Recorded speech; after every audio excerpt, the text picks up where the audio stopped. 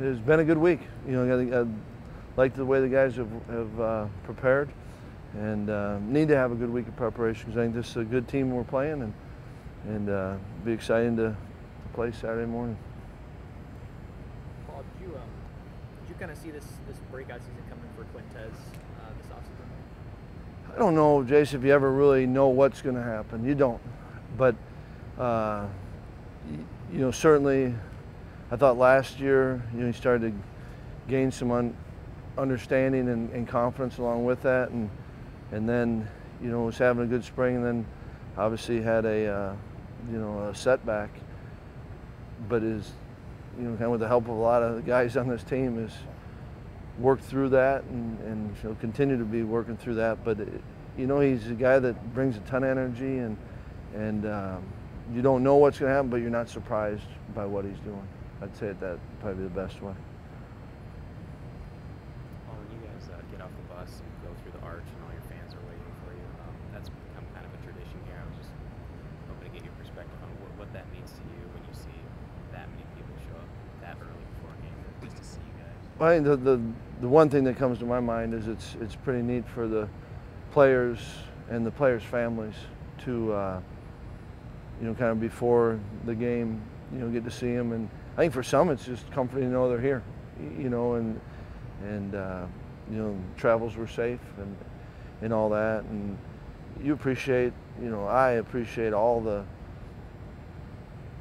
you know, the support that you get and you feel. And because of that, you want to do your best, and you want people to be proud of the work we're all doing. Did you guys do that when you played? Did you get off at that? Jay can talk about that one. That would not be safe. How many people were by the arch when you guys played? The arch was there, we'll say that, and it was a good arch. You know, a couple of your players talked about penalties, and they said that if you see sloppy play in practice during the week, it's probably going to carry over. I'm just curious, what did you see any change this week? Maybe a decrease in mental errors this week in prep, or not? Yeah, I mean, it wasn't 100% clean, but I think it's all the stuff that you do in practice does carry over. And I think that's, you know, practice is important because that's where you gain your confidence. And I think that, you know, on a lot of whenever there's a mistake, physical or that one could be kind of in that category of a mental mistake. I think the first thing I do is why. You know, what's causing it? And are you anxious? You know, and that's why you're leaving early. Are you, you know, you also spend a lot of time on not being too late on the Canes, because now all of a sudden you're behind the play. And the same thing can be said about, you know, a coverage or skill. You know, I mean, all those things apply in practice, and I think it's been good. You know, I mean, it's been better, and it stings that person more than anyone. And a lot of times they don't need Coach Obvious to say, you know, we don't need you doing that. And I think it's learning how to trust yourself and play within yourself so that you're not doing anything. And then there's some technical, you know, we get one holding because our eyes aren't right, and so all of a sudden you see it too late, and boom, you know, they want to make up for what they did wrong, and sometimes you're out of position. You reach out and grab them, basically? Yeah, you know, you get that, and you get that in defense, you know, at times. So I think you got to, coaching-wise, you've got to focus on not what happened, but what is leading up to it, that you can maybe then help that player understand how he can make it,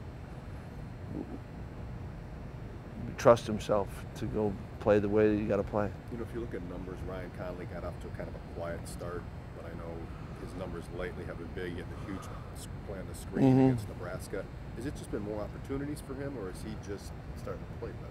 I think it's always combinations of that. It's, you know, it'd be interesting to see. I don't know the stat, but I'm sure Brian knows it. But, you know, TJ, I think at this point, how many sacks did TJ Watt have at this point last year? You know, and it comes, and I think sometimes a play or plays fuel a player, and sometimes it's when opportunity comes that way. I know the other game, Leon played really well, and Duels had some big numbers, you know, and so I think you just keep playing, and and there will be opportunity come your way, and are you ready for it? And I think Ryan's done that, and so I would think that he is as much of it as anything is when it's coming your way. I know Kendrick had that big third down catch last Mm-hmm. week, but with Danny questionable and Jazz out again, are you excited to see what he may be able to do with a bigger role, I guess? You're always excited for players to have their opportunity, and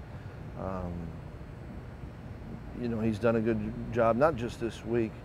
It would be hard to go from 0 to 60, and to, you know, KP's credit, he's been working and working, and so now when the opportunity does come the way, I think he's got some confidence in it, and he will learn, right? I mean, he's got a limited number of snaps, and he's going to learn, and yet I think that you are excited for guys when they get their opportunities. You don't like it when it comes at the cost of someone else, but for that individual, you're excited, and the best way you can help them is making sure they're confident in what they're doing.